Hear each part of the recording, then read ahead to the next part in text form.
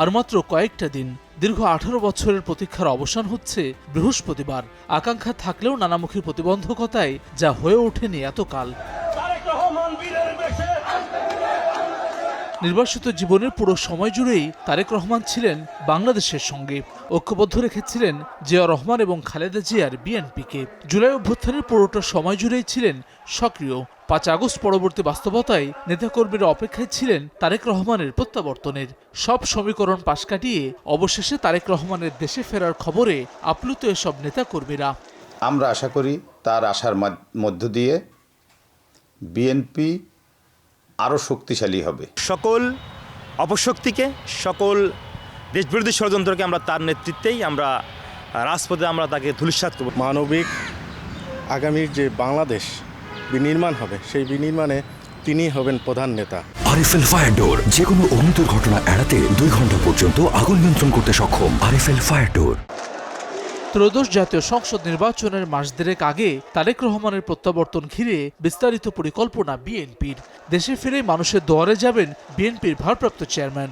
দলটির স্থায়ী কমিটির এই সদস্য বলছেন, খালেদা জিয়ার শূন্যতা পূরণ করবেন তারেক রহমান। তার প্রত্যাবর্তনের মাধ্যমে ধানের শীষের প্রতি সমর্থন বাড়বে মানুষের। খালেদা জিয়া যতই উনি সুস্থ হয়ে আসুক, ঠিক ওইভাবে তো উনি আর মাঠে আসতে পারছেন না। যেটা উনি করতেন সারা বাংলাদেশে ঘুরে, সেটা তো করতে হবে আমাদের ভারপ্রাপ্ত চেয়ারম্যানকে। ধানের শীষের প্রতি যে সাপোর্টটা বলেন, সব কিছু কিন্তু তারেক রহমান আসলে এটা আরও বেশি বৃদ্ধি পাবে।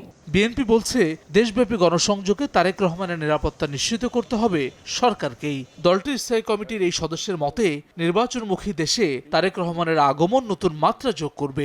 নির্বাচন নিয়ে ইতিবাচক একটা অবস্থানে আমরা চলে গেছি। তারেক রহমান সাহেবের আগমন তো স্বাভাবিকভাবে এটার সাথে একটা মাত্রাতে যোগ করবে। উনি তো জনগণের নেতা, ওনাকে জনগণের কাছে যেতে হবে এবং জনগণের কাছে যাবেন, সেটাই বিএনপির রাজনীতি ছিল সবসময়। শুধু একজন নাগরিক নয়, উনি একজন সবচেয়ে বড় দলের নেতা। তো সুতরাং এটা তো সরকারের দায়িত্ব প্রোটেকশন দেওয়া। এদিকে তারেক রহমানের প্রত্যাবর্তনকে স্মরণীয় করতেও বৃহৎ পরিকল্পনা নিয়েছে বিএনপি। সংবর্ধনা সহ অন্যান্য আয়োজন সুষ্ঠুভাবে করতে গঠন করা হয়েছে আলাদা অভ্যর্থনা কমিটি। হাসান ওয়ালি, সময় সংবাদ, ঢাকা।